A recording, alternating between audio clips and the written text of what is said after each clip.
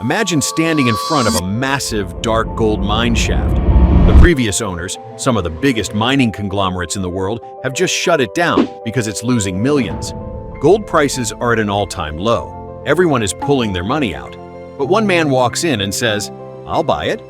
Not only did he buy one, he bought 6, and he didn't even use his own cash to do it. This is Patrice Motsepe. Today, he sits on a staggering $4.2 billion fortune, making him one of Africa's richest men and its very first black billionaire. But his story isn't about luck.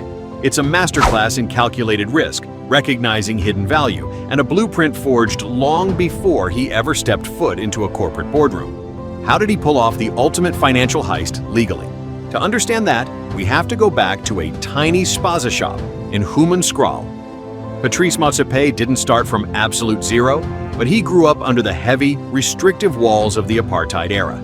Born in Soweto in 1962, his life took a massive turn when his father, Augustine Motsepe, a former schoolteacher and a chief of the Tswana people, was banished for opposing the regime.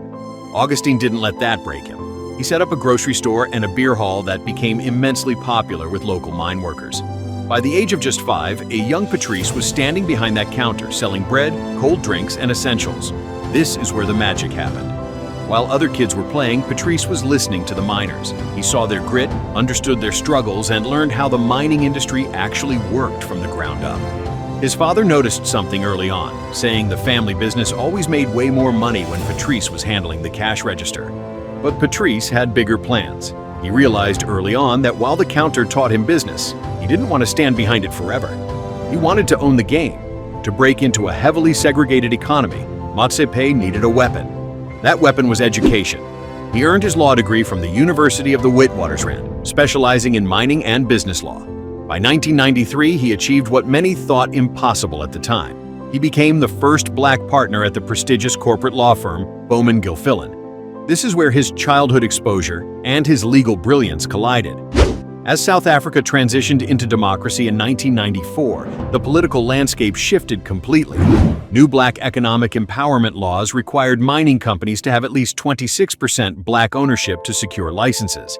Suddenly, the old giants of the mining world, like AngloGold, needed partners who deeply understood both corporate law and the local workforce, and Patrice was perfectly positioned. He stepped out of the law firm and founded Future Mining, starting with a humble contract to literally clean out gold dust from the inside of old shafts. He was getting his hands dirty, building capital, and waiting for the right moment to strike. That moment came in 1997. Gold prices plummeted. AngloGold wanted to get rid of 6 low-producing, unprofitable mine shafts. Most investors saw a money pit.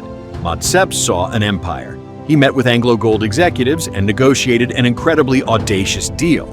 He bought the shafts for $7.7 million, but with a twist. He didn't pay them up front. He structured the deal so he would pay off the debt using the future profits of the mines themselves. But how do you make a failing mine profitable when global giants couldn't? Motsepe revolutionized the system. He threw out the old corporate management style and introduced a radical incentive structure. He gave the miners a lower base salary, but paired it with massive, life-changing bonuses if the team hit their profit targets.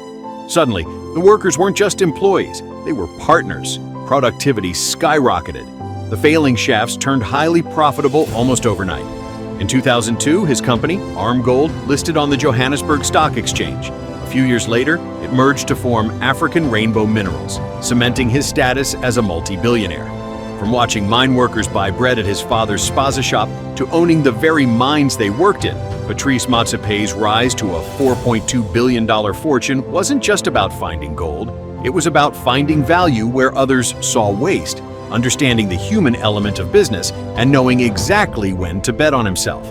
Today, his empire stretches into banking with TimeBank, telecommunications with Rain, and soccer with Mamelodi Sundowns and CAF. But it all started behind a 5-year-old's shop counter.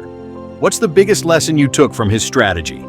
Let me know in the comments below, hit that subscribe button, and we'll see you in the next video.